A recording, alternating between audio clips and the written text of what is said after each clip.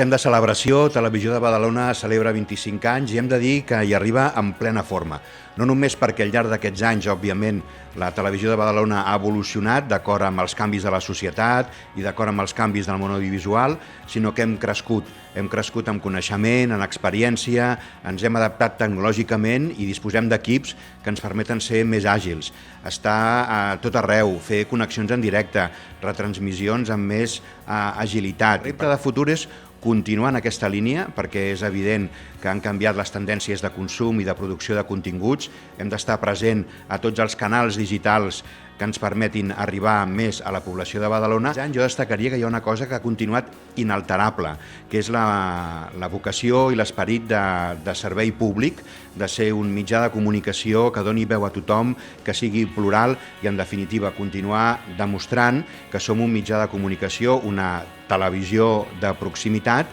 que és útil, que és necessària i que és un referent per Badalona i per tot el seu entorn metropolità.